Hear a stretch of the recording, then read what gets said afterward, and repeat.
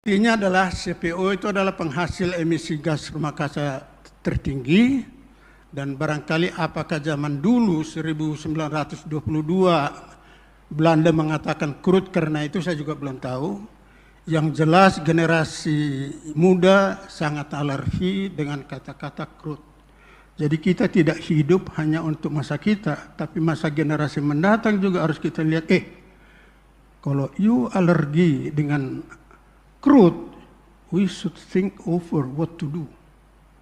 Kalau tetap crude dipertahankan, yakin tidak akan jalan ini. Sawit akan habis seperti rempah-rempah. Next. Jadi singkat aja. Oke. Ini lagi. Refinery timbul toxic 3 MCPDI. Ini nggak pernah didisclose. Bagaimana Eropa mengatakan bahwa minyak goreng kalian itu sangat toksik. Oke, mari kita perbaiki. Nah, apa yang dilakukan? Apalagi curing lagi. Airnya di-treat dulu dengan teknologi alfa-lava lagi. Untuk membersihkan klorin, menurunkan diacylglycerida supaya tidak terjadi glicerol ester. Nah, sesudah di-refining, diabsorpsi proses. Inilah pola-pola Pak Putuk mana dia tadi?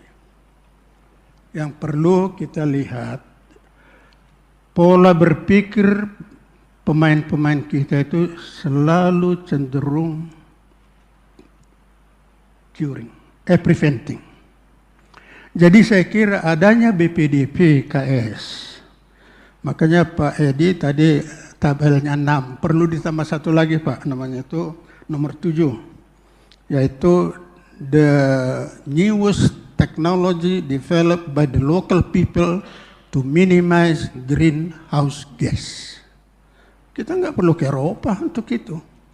Kita sendiri mampu. Salah ada yang dukung. Pak Pangga saya kira nanti bisa mendukung, kita akan jalan. Ya, thank you. Next. Jadi sawit kita itu banyak masalahnya Pak. Jangan tenang-tenang kita ini.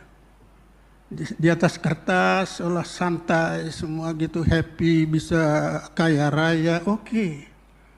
Tapi tidak ada yang abadi. Yang abadi itu adalah perubahan. Nah, inilah gambaran di tahun 2023, itu bisa dilihat Pak. Coba lihat, saya mengevaluasi dengan 50 juta ton produksi kita, saya evaluasi luas lahan smallholder sekian. Kita itu para petani kita cuma 9,6 ton.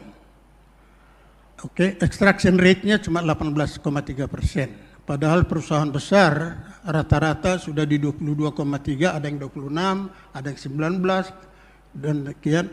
Total 50 juta ton. Nah, total revenue dari bisnis ini termasuk biomass. Biomass juga saya masukkan di bawah, 120 juta ton itu. Rata-rata harganya $25. Total 62,9 billion dolar.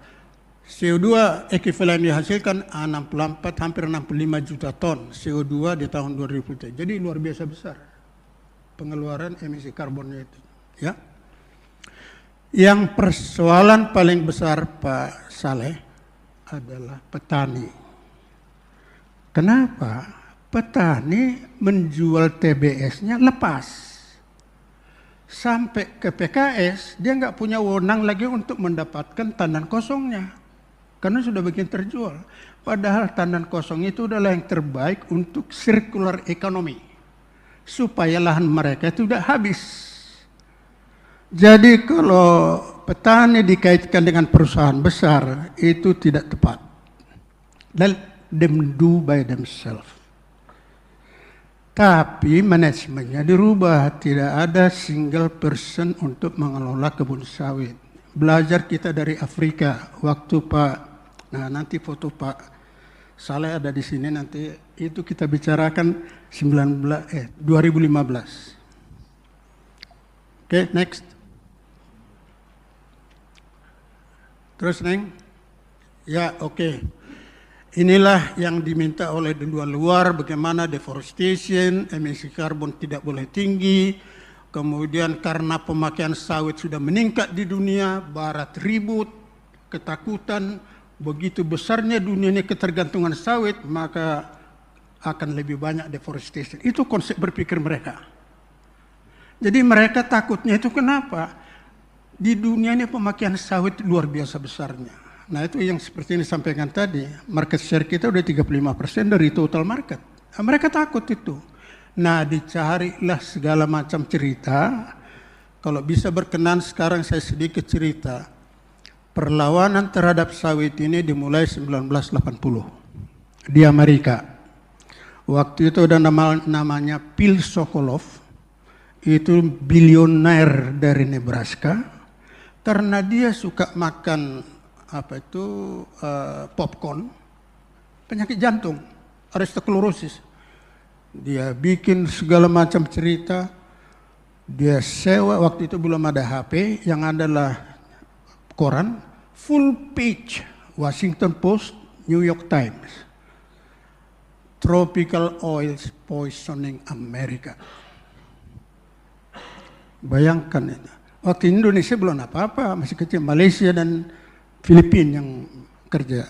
Akhirnya ditemukan sesudah mereka fight hampir 20 tahun dengan isu healthy tidak benar, karena tadi dicobalah di hire Harvard Medical School mengerjakan intensive curing atau analisa di puka-puka di Pasifik yang 100% minyak sawit dan saturated fat, dan tidak ada yang kena penyakit jantung.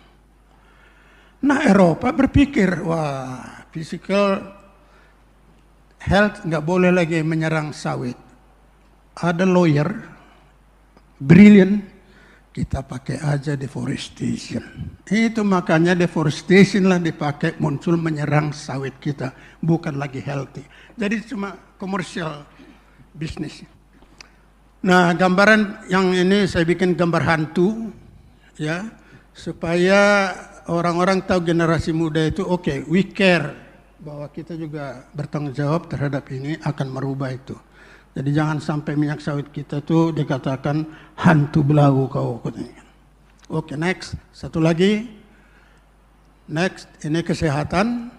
Dan nilai teknologi yang kita peroleh. Precursor material ada chloride dan DAG diproses 265 derajat. Maka muncullah 3 MCPDI dan juga. Dan ini semua refinery di Indonesia itu rasanya ada 80 unit. Semua pakai ini. High temperature dan low vacuum. Nah sebelumnya Pak Primus, sebelum tahun 73 ini nggak ada proses ini. Dulu itu chemical refining. Pakai sabun seperti yang dipakai PTP itu menghasilkan minyak merah. Ya. Dan itu masih rendah temperaturnya. Sebetulnya itu juga boleh, cuma lossnya agak besar sehingga mereka pindah ke refinery. Next. Ya, nah ini kenapa minyak sawit kita meningkat demikian tinggi. Inilah sejarah yang ini dari Prancis. Dari 1000 tahun 1780 sampai tahun 2000 karbohidrat diet itu menurun. Jadi jangan heran konsumsi minyak nabati di manusia itu makin tinggi karena ini makin sehat dia. Oke. Next. Nah, inilah yang saya usulkan kepada pemerintah dan juga kepada Pak Edi. Biarkanlah petani itu kerja sendiri, punya pabrik sendiri. Ya. Namanya pamer. Bukan PKS, pamer.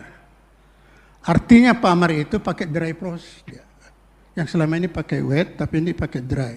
Pamer itu adalah pabrik minyak sawit emisi karbon rendah.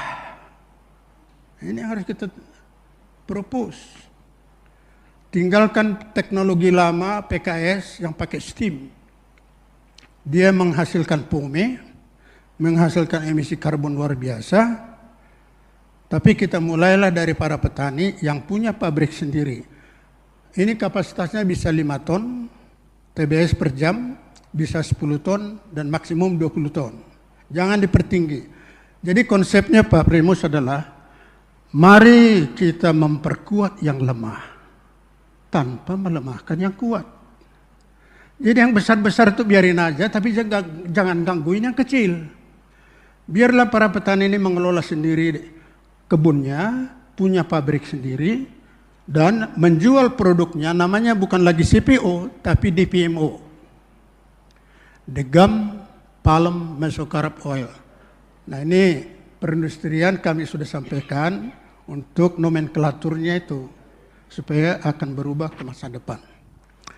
Nah di sini Dear Techno, ini saya ada Pak Kudus, saya mohon izin kalian punya teknologi kita sampaikan juga di sini.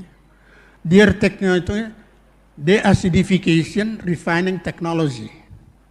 Jadi temperaturnya bukan 265 Pak, cuma 55 derajat. Tapi dia pakai otak, dia nggak pakai physical refining. Dia pakai enzim. Dengan enzim kita bisa menurunkan free fatty acid dari 10% ke 1%. Nah inilah dia. Nah selebihnya nanti para petani itu akan menghasilkan, ini yang dikembangkan oleh Pak Edi bersama-sama dengan ITB, menghasilkan bensa.